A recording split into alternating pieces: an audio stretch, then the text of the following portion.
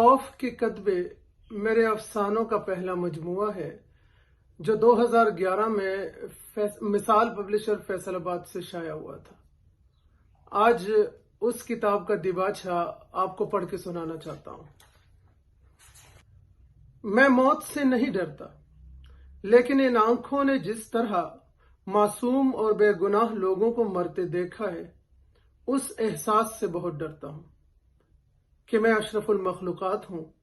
اور خالق کی کائنات کے عطا کردہ وقار کے ساتھ جینا اور مرنا چاہتا ہوں۔ میں اس سوچ سے لرز جاتا ہوں کہ کسی دن میرے جسم کی چیتڑے جمع کرنے کے لیے جلی ہوئی زمین پر بکھری ہوئی چیزوں کو ٹٹول رہے ہوں گے اور ان کی سانسوں میں بوئی بارود کے ساتھ میرے لہو کی بو گھس کر ان کو ایک جان کن اذیت سے دوچار کرے گی۔ میں حق بات کہنے سے نہیں ڈرتا، لیکن جھوٹ کے اس خونخوار بلا کے خوف سے ذہن خالی بھی نہیں کر سکتا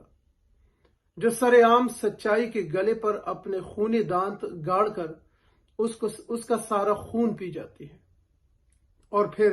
اس کا بے جان جسم اپنے غلیظ پیروں سے باندھ کر گلی گلی گھسیٹتی ہے اور دیکھنے والوں کے منہ پر قفل پڑ جاتے ہیں۔ میں خوابوں سے نہیں ڈرتا،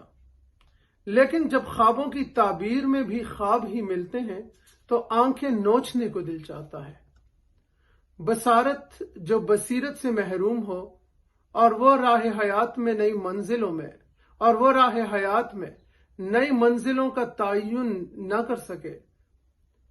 اس کا ہونا نہ ہونا برابر ہے۔ میرے بے حس و حرکت ہونے کا یہ احساس جب میرے دل میں میرے پتھر ہونے کا شک پیدا کرتا ہے تو میں اپنے آپ کو ایک غیر مرئی بوجھ تلے ٹوٹتا ہوا محسوس کرنے لگتا ہوں۔ میں بلندیوں سے نہیں ڈرتا، لیکن جب میرے ہمزاد بلندیوں کا سفر طے کرتے ہوئے کوئی نقش پا پیچھے نہیں چھوڑتے جو ان کو ان کے اصل مرکز سے ملائے رکھے، تو مجھے پستیوں میں سر کے بل گرنے کے اندیشے لاحق ہو جاتے ہیں۔ مجھے یقین ہے کہ انسان کو کسی دن تو اپنی اصل کی طرف لوٹ کر جانا ہی ہوتا ہے۔ میں رشتوں سے نہیں ڈرتا،